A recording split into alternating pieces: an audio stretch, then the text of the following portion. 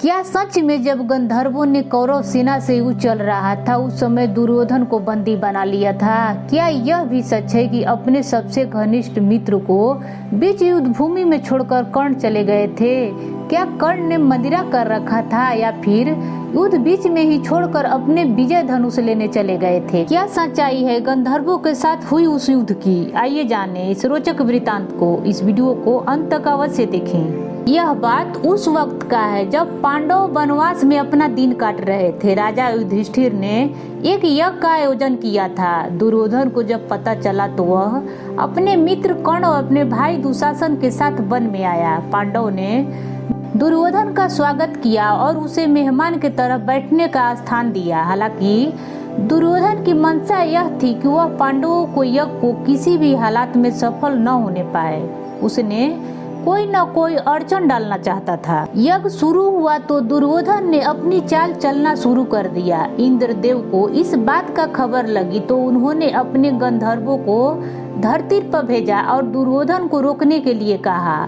गंधर्व और दुर्योधन के बीच युद्ध छिड़ गई। दोनों ओर से भयंकर युद्ध हुई। गंधर्वों ने दुर्योधन पर भारी पड़ने लगे और दुर्योधन को बंदी बना लिया। यह देखकर उसके सभी भाई वहां से भाग निकले। अपने आप को श्रेष्ठ धनुर्धर कहने वाला कर्ण भी भाग निकला।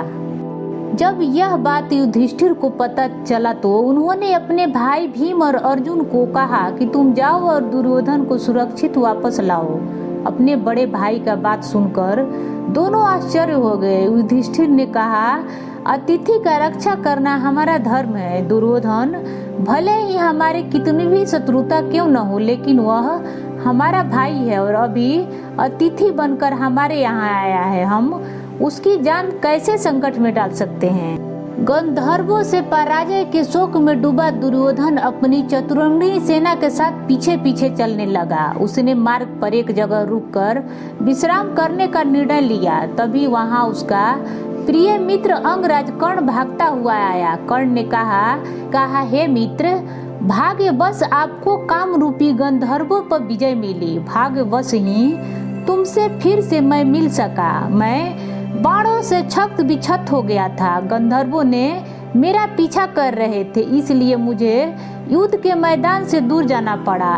इस भयंकर युद्ध में आप और आपके भाई विजय होकर सुरक्षित लौट आए। यह देखकर मैं आश्चर्यचकित हूँ। कवच कुंडल धारण करने के बाद कर्ण अजय था। वह अपने ही मित्र को छोड़कर युद्ध भूमि में भाग गया, जिसे उसने अपने प्राण देकर भी उसकी रक्षा करने का वादा किया था। यदि आवश्यक था तो अपने जीवन के साथ वह क्यों भागा? दरअसल वह किसी भी शक्ति का बंदी न बनने और जीवन भर अपराजित रहने की और अपनी प्रतिष्ठा का रक्षा करना चाहता था। ये थी कर्ण और दुर्योधन से जुड़ा हुआ रोचक कथा। कैसा लगा कमेंट बॉक्स में बताएं और पसंद आए तो लाइक करें। ऐसे ही रोचक वीडियो देखने के लिए जुड़े रहें। धन्यवाद।